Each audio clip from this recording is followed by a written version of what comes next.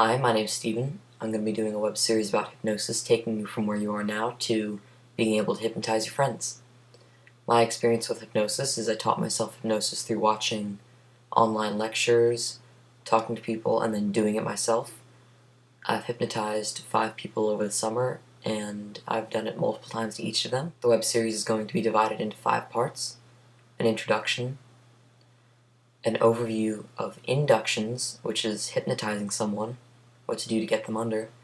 The next is going to be the content of an induction. The 4th part is going to be what to do once they're under, to keep them under and have a lot of fun. And the 5th part is going to be other types of hypnosis you can also do instead of, or besides formal hypnosis, which is this. So the introduction to hypnosis is, I'm going to be talking about pre-hypnosis techniques and things you can do before you start to hypnotize people to make them want to be hypnotized. The first of which is talking positively about hypnosis and saying how fun it is, and how you'd love to do it, and it would be a great experience for them. Tell them how relaxing it is. Tell people that it's a lot of fun. It's like having a dream with your eyes open. Swear that you won't do anything creepy, and tell them that if you do, that they will wake up from it. There is no way in hypnosis you can make someone spill all their inner secrets and jump off a building or anything like that. You wouldn't do anything in hypnosis you wouldn't do in a dream. You are kind of like the person imagining the dream for them, and they're experiencing it, and they wouldn't do anything they wouldn't do in a dream. Emphasize that.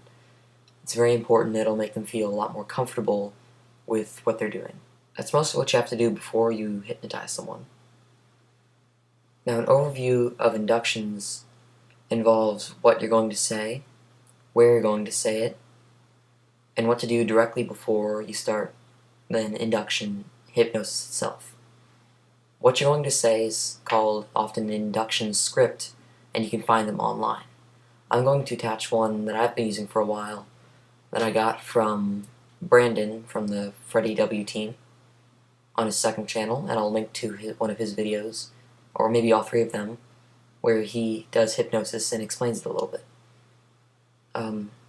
Hypnosis scripts, you can get them anywhere. They're interchangeable, you can change parts of them out.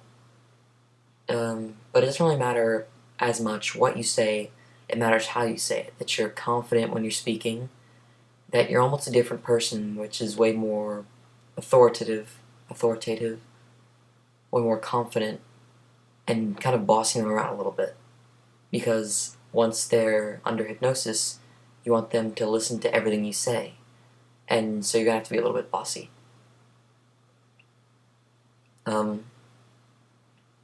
Where you are is generally you want to put someone in a place for hypnosis that you'd want to sleep in, and with the exception being that you can use chairs, comfortable chairs.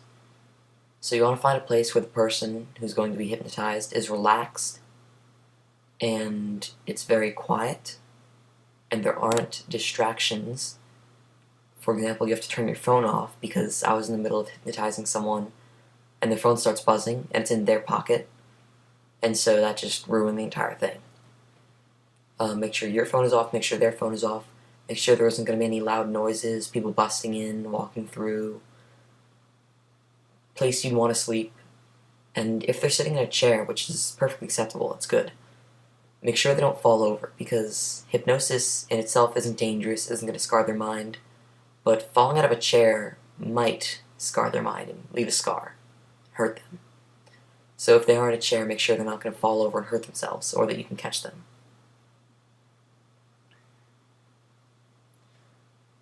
Directly before you start to hypnotize someone, you want to be very authoritative, tell them where to sit, use false choices, which would be like saying, I don't know if you're going to go into hypnosis very quickly, or if it's going to take you a little bit longer. Either way, you're going to feel very relaxed at the end of it. Try not to use language like, we're going to try hypnosis. Try to say, I'm going to hypnotize you. That little confidence that you have is going to transfer into them, and they're going to feel like they're really going to go under. And if they feel like they're going to go under, and if they want to go under, it'll make your life a lot easier. Answer all of their questions. Make sure that they're not a little bit freaked out about it still. Make sure they're confident about what they're doing. That they're not going to be like scared and being scared or not wanting to be hypnotized. There's nothing you can do about that. If they're scared or don't want to be hypnotized, it's not going to work. So make sure they're not scared, answer their questions, and make sure they want to be hypnotized and make it sound awesome. Make them really want to do it. Just to start, make sure they're very comfortable. Tell them to be very comfortable. Tell them to focus on their breathing, slow, deep breaths, and you may even start with like a light hypnosis, which is like going halfway through hypnosis so that they know what they're doing, which might calm them down and make them more confident about what they're about to do. For the content of the induction, again, you want to be very confident about your material that you're speaking. That you're going to be telling them. No ums and buts. Pauses are alright though. So you may want to memorize your script, or you may just want to read through it a bunch of times out loud to yourself and make sure you know what you're going to say and that you're not nervous while you're doing it. You don't want to have your voice stutter. You want to be very confident, almost like you're delivering a speech just to one person, hopefully to their subconscious by the end of it.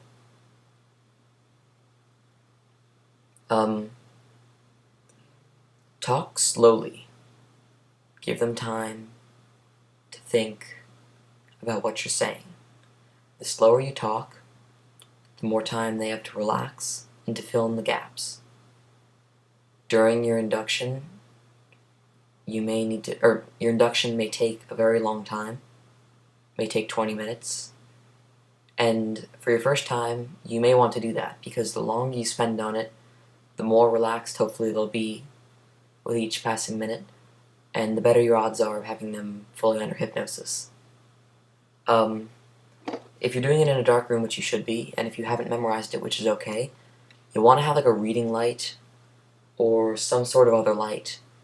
Using your phone isn't ideal because it's going to take a while, and keeping your screen on might be a problem, and stopping mid-sentence doesn't help. So have a reading light handy so you can read off of your page or something like that.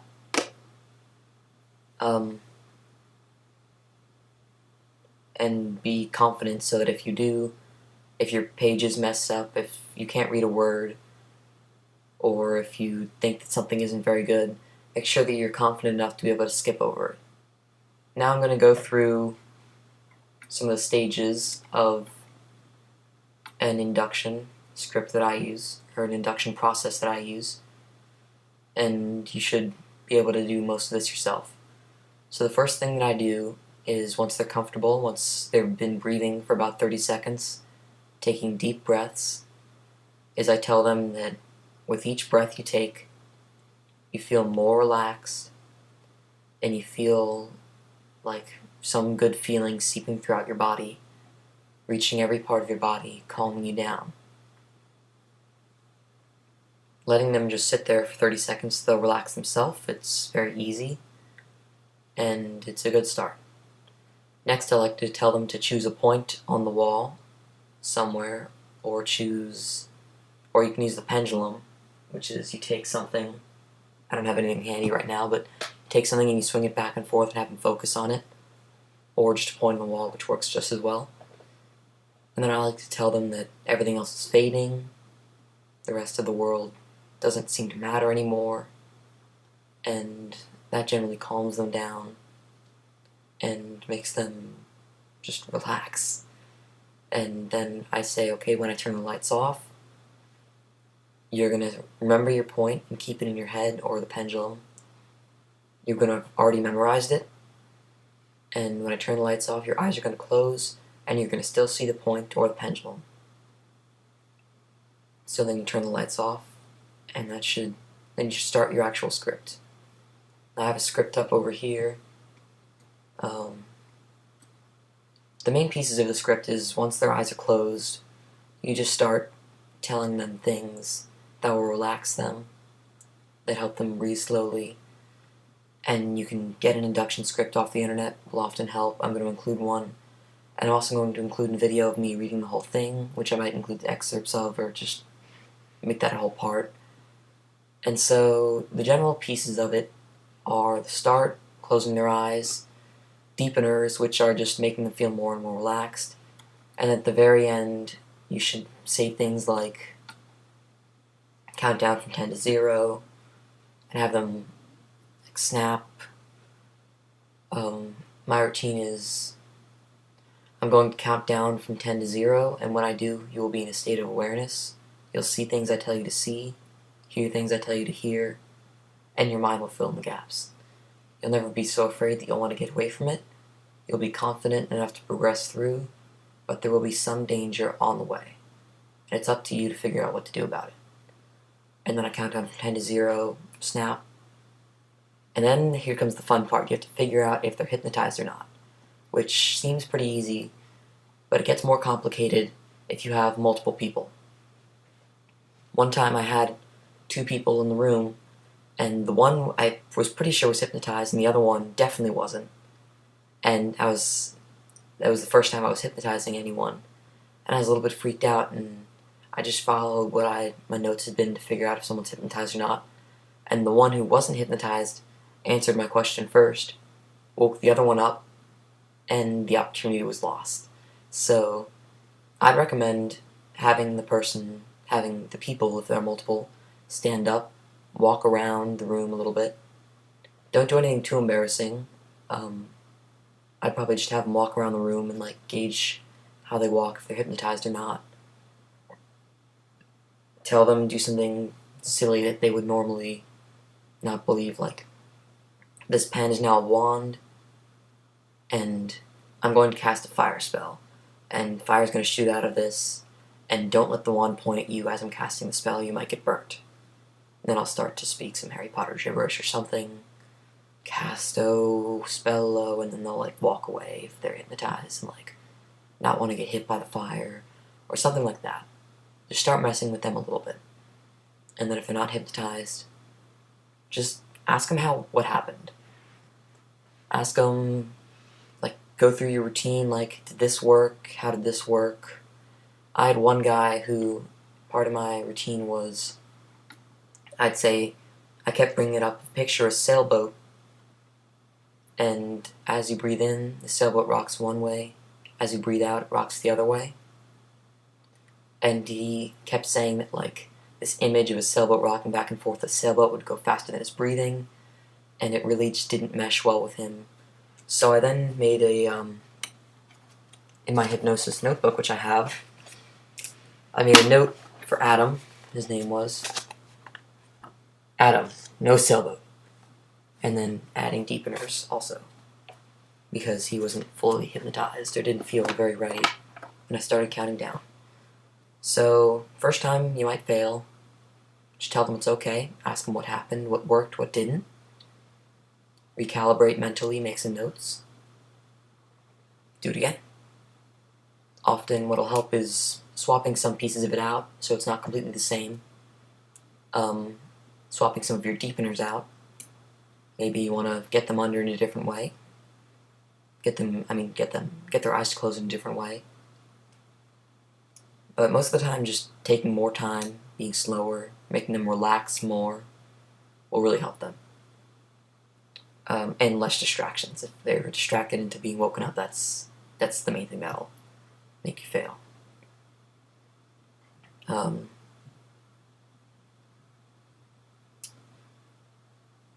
That's most of the induction. You'll figure most of it out after your second or third time trying to hypnotize someone. It's the hardest part. It's also the most fun part to do, in my opinion, next to messing with them. So be confident in your routine. Adapt if it doesn't work, and try to memorize it or know the majority of it so you can fix things on the fly. Once someone's under and you know that they're under, you want to keep them under. And the main ways you can do this is by not being too ridiculous. Don't start out by telling them the purple dragon's going to eat them if they don't sing. Start out with telling them to walk around, telling them to picture things. For one time, I told a guy, okay, now you're in Mexico. Now, this bed, and I just put a blanket out, is a very hard Mexican bed, but it's going to feel really good on your back, even though it's not as good as a regular bed. They laid down on it, they're like, wow, Mexico, like drugs? And I said, yes, Mexico, like drugs. And so anyway, they laid down and it worked well. Watch out for light. Often when you're hypnotized, your eyes will dilate, which means your pupils get really big. Not that big, but large. And any light shine in their eyes will pull them out of it, give them a big headache, and that's not going to be fun because they're not going to enjoy it and they're going to be upset and angry. Try to do like scenarios like you're a cop, they're a prisoner, and plant seeds like give them a bunch of like scrap pieces of paper and tell them this is $1 million. Now you're going to have to use this later. Hold on to it. Do some other stuff and then come back to it. And have them problem solve also. Like, you need to get past this flame barrier. Your money can put out the fire, but then you'll lose it. Try to make a pathway with your money.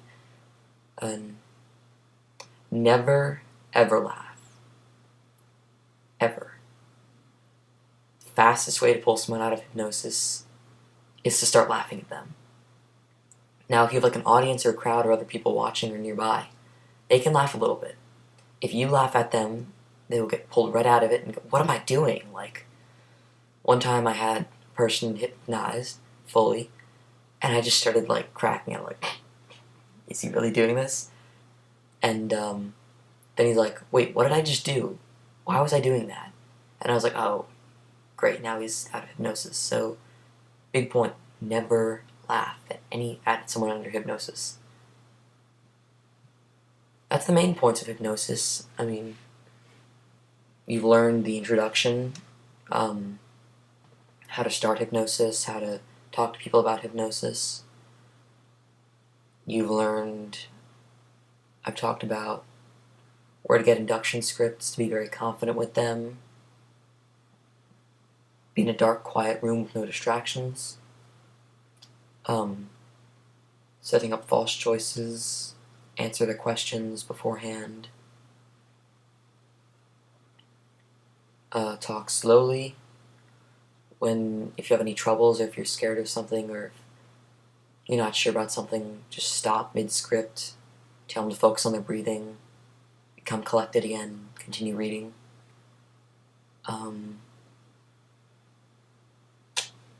If it doesn't work, ask them why. You've learned how to tell if someone's under, just have them walk around and kind of gauge if they're awake or not. And watch out for light, and never, ever laugh, because that will pull them out of hypnosis. They'll think they're ridiculous for doing it in the first place, and that will not be fun. That's the majority of hypnosis. Practice it, try it with friends, have fun. Now I'm going to go through a hypnosis routine, and you can like try to copy this maybe. Note how I like speak, the pacing of it all.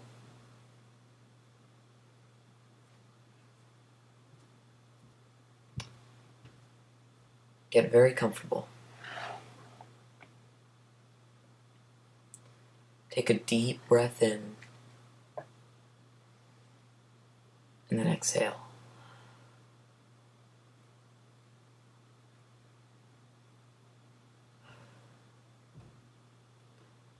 With every breath in, feel yourself becoming 10 times more relaxed. Feel the air that you're breathing in reaching all over your body, calming you down, taking the stress out of your life.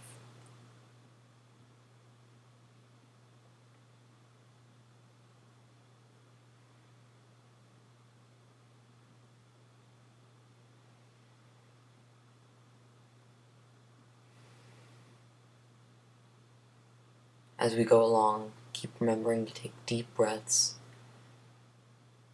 and feel every breath relaxing you more and more.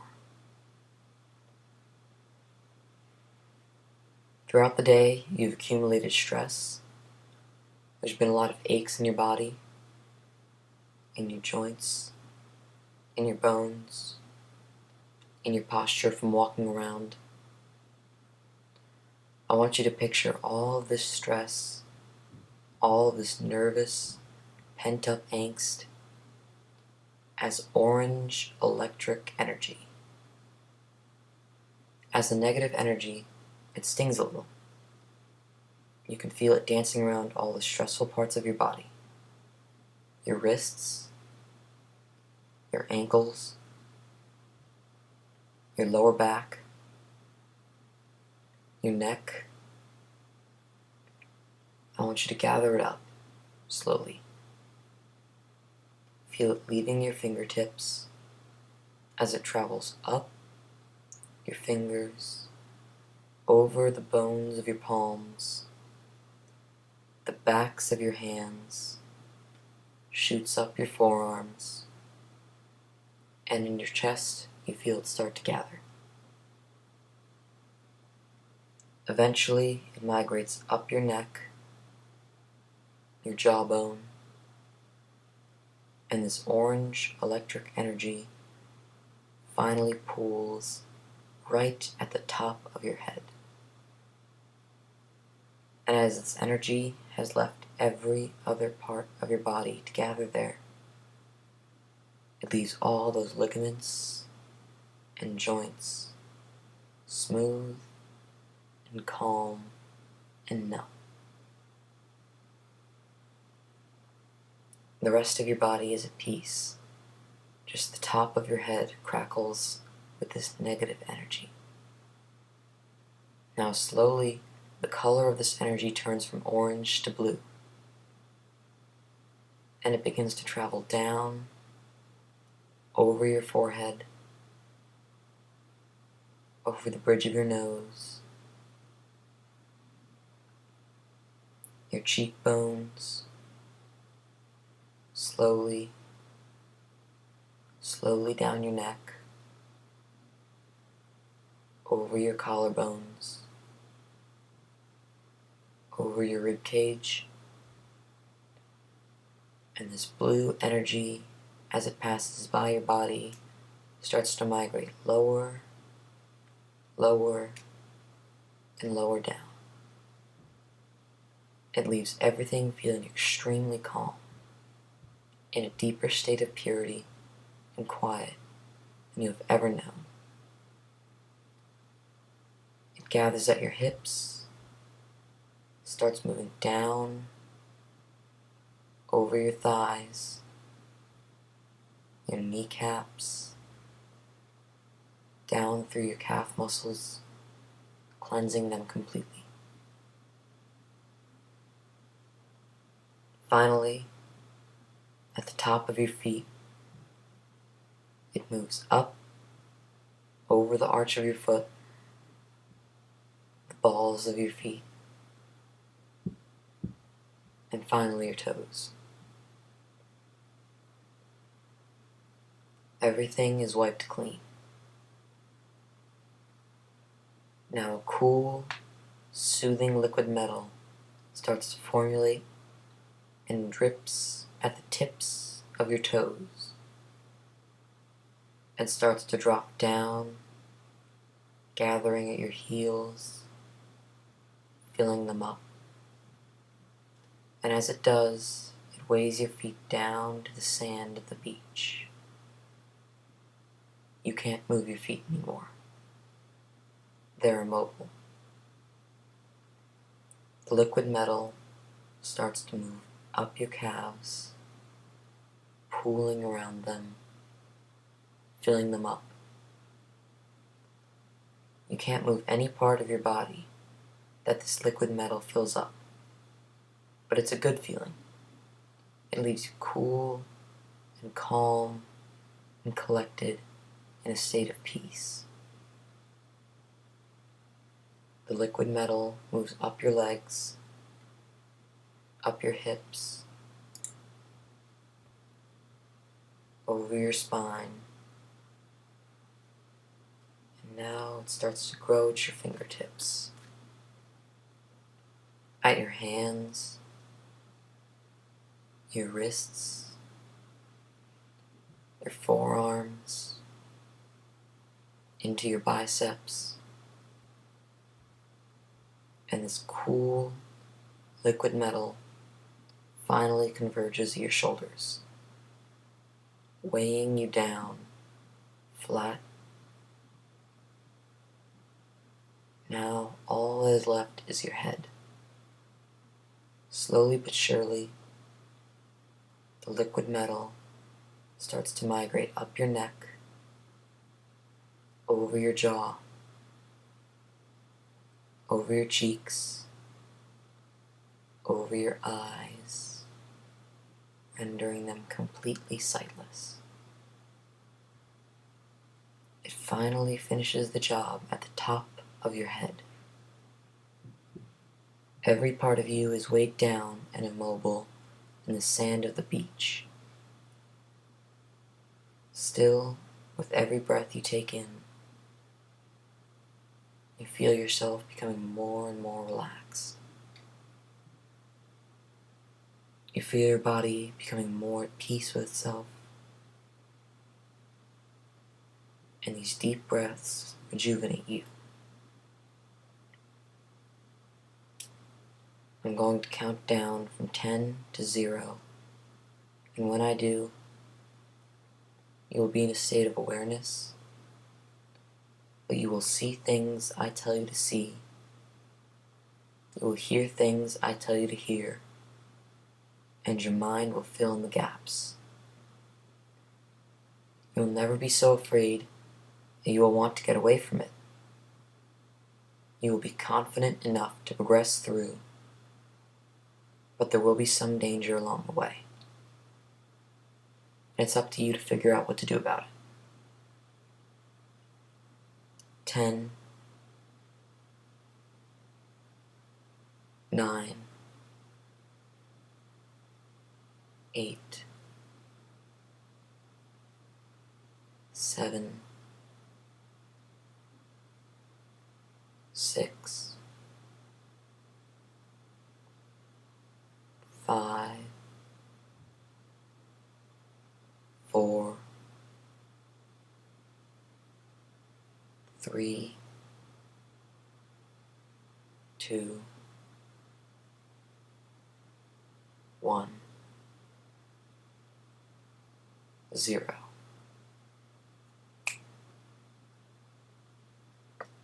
What's your name? Stand up. And that was kind of a short hypnosis induction. If you're unsure about what you're doing, you should slow down. I should have probably gone a little bit slower. You should make it longer, add other deepeners that you've found on the internet or elsewhere you've created yourself to relax people more. And other things you can ask them is what's their favorite animal, and then make them make that sound. That'll also be a good indication of if they're under hypnosis. But if you laugh at that, which I laugh at that a lot, it'll probably bring them out of hypnosis.